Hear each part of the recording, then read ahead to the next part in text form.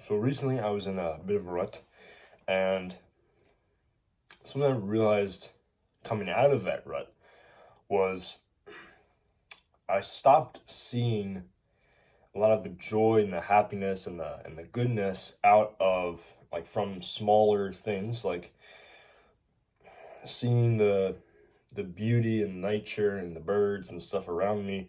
I started to see less of that. And I was wondering to myself, why is that, right? Why is that when I do bad habits like playing video games, eating junk food, scrolling on YouTube, watching movies, watching TV all day, why do I then stop seeing the beauty in nature? Well, it's pretty simple, really. In our mind, there is a chemical called dopamine, right? And there's also many other chemicals in our brain that contribute to happiness and pleasure, right? Dopamine isn't necessarily the chemical for pleasure, but it's mainly the chemical for motivation.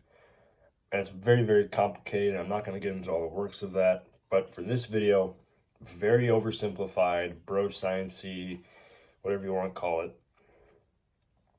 we're just going to think of dopamine as the pleasure chemical, right? Even though it's technically not, that's what we're going to think of it in this video, right?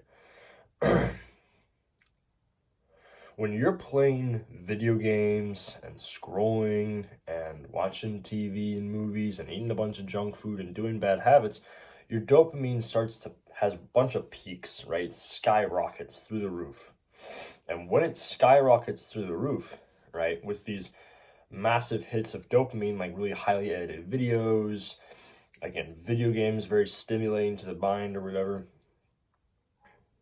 you have these peaks in dopamine, these peaks in pleasure, these peaks in fun, right?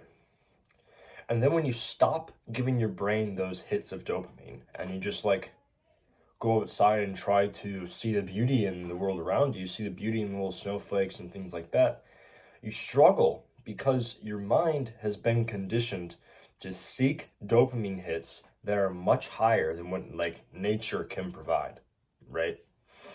Your mind starts to crave the artificial pleasure of video games and junk food and scrolling on YouTube and things like that, and entertainment. Your brain loses the ability to crave and to desire simple things out of life, simple pleasures like opening the window in the morning and watching the sunrise. Your mind starts to not care about that as much because what does your mind want to do? Well, it wants a bigger hit of dopamine because it knows you can give it to it. All you have to do is play some video games, right? So if you want to see and find joy in little things, what's holding you back is your dopamine addiction, right? What's holding you back is your need for stimulation and video games and junk food and also and drugs, maybe even, or drinking or whatever, right? You're gonna struggle to see nature. You're gonna struggle to like find pleasure from the world around you if all you're doing is playing video games, right? It's really that simple. So how can we actually, find joy in the little things? All we have to do is cut out bad, overstimulating, high dopamine things and start to replace them with more of the calm, relaxing things that nature and God and the natural world can provide, right? Now, I'm not 100% against video games, but understand that if you want to improve your mental health, video games are not the way to do that, right? I just wanted to put that out there, make that discretion, right? But as we all know, cutting out bad habits and replace them with good ones, that's very difficult, right? It's pretty challenging for people to do, especially people who are low in discipline and have never really done anything like this before.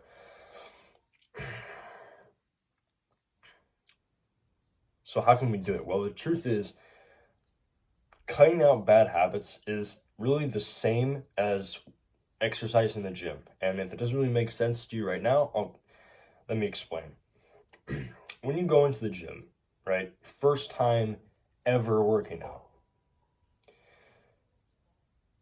you're not going to go in and bench press 2 plates, right? Naturally, you're not, right? I know for people in America, it's like 225 pounds. I'm not entirely sure what it is, the conversion, like probably like around 90 kilograms or something. I don't know.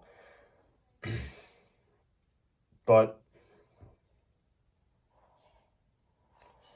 you're not going to be strong enough to do that if you've never been to the gym before. It's the same with cutting out bad habits, right? So if you have the bad habit of staying up late and playing video games, you're not strong enough yet. Like if this has been a problem that you've had for years, right? You're not strong enough to just snap your fingers and stop doing that, right? You might do it, you might be able to stop for a little while, but eventually you're just going to snap back to your old habits of staying up late and playing video games. So if you really want to stop doing this, stop being sleep deprived and staying up late, overstimulating your brain so you can actually like find joy in social interaction and nature and people around you, you have to basically like taper off, right? And what this means is if you're going to the gym and your dream goal is to bench press 2 plates, right? You're not going to attempt to bench press 2 plates first time in the gym, fail, probably like hurt yourself, right? Because you're not strong enough to do that yet. Get an injury, recover from that injury, come back to the gym, gained no muscle, and try to bench press 225 again. You're not going to do that. You'd be delusional, right? But anyone who's been to the gym knows that the best way to get to a 225-pound bench press is to start out with the empty bar, bench press that a little bit, then the next couple of days come back to the gym and add the 2.5 plates on the side, and then you just keep slowly increasing the weight until you've reached 225. It's really that simple, and it's the same thing with cutting out bad habits. You're not going to be able to just snap your fingers and stop playing video games, but what you can do is you can set aside a specific day during the week that you're not going to play video games, whether it be Sunday or Tuesday or whatever, right? You're going to set aside a specific day that you're not going to play video games. Then the next week, you can level it up to 2 days. The week after that, maybe even every month, if you really want to go that slow, slowly subtract days that you're going to play video games until maybe eventually you'll end up getting to the point where you only play video games on the weekends and the weekdays video game free. And then maybe you'll level up to the point where you almost never play video games, maybe once a week. And honestly, if you can get it to once a month, I wouldn't really say that's much of a problem, right? It's really that simple. It's progressive overload, right? And when you start to do this, you're going to start to reset the way your mind perceives pleasure and dopamine to the point where it no longer craves the dopamine hit that video games provide. Instead, it craves the dopamine hit that nature provides, that talking to people, having social interaction provides. You get to the point where you no longer want to scroll on social media, you want to speak to people, right? Next time you want to scroll on social media, maybe instead of scrolling, text a friend, or better yet, talk to a family member or call a friend or whatever. Next time you're going to want to play video games, instead you'll go for a walk, you'll go outside, right? It's really that simple and powerful, and it's so useful. When I did this, when I started to reset how my mind sees dopamine and how it obtains pleasure, my life changed forever, right? If you made it this far in the video, thank you very much for watching, but the video's not over yet. The last point, the little bonus point people have made this far in the video is gratitude, right? I've made dozens of videos on gratitude, by the way, but being grateful for things is literally half the battle when it comes to getting pleasure from the little things around you, right? Basically, gratitude journaling, I've been doing this for a while, is every day making a list of 3 things they are grateful for or more, right? A lot of people write this down. You can type it on a computer. I don't care. Or you can literally say it out loud every morning. I do that. Like kind of like a psychopath. Like I literally say, I am grateful for this desk, right? Because it lets me sit here and record my videos, right? That's what I do, right? And by doing this, literally forcing yourself to say that you're grateful for something will absolutely transform the way your mind thinks and perceives the things around it, right? Because think about it, right? Something interesting happens when you do gratitude journaling for a while. Your mind starts to automatically produce thoughts of gratitude, right? Even when bad things happen. When something bad happens, your mind will start to automatically start to look on the bright side, right? Try to see the silver lining. And it makes you such a more positive, more upbeat person, honestly, a more fun person to hang around, right? By doing this, it absolutely just transforms the way your mind processes things that happen to it, and it absolutely transforms the way you see the little things around you, right? You start to appreciate everything, right? Because truth is, you have so much in your life to be grateful for, right?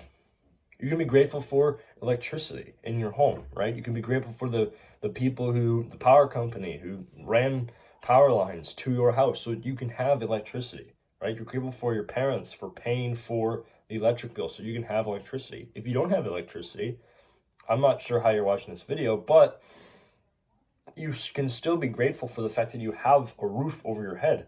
And if you don't have a roof over your head, you can still be grateful for the fact that you have somewhere to sleep. And if you don't have somewhere to sleep, you can still be grateful for the fact that you have the ground and you can sleep on the ground. There's so much to be grateful for in the world around you. And by manually forcing your mind to appreciate them and to forcing your brain to make grateful thoughts, it starts to do it automatically.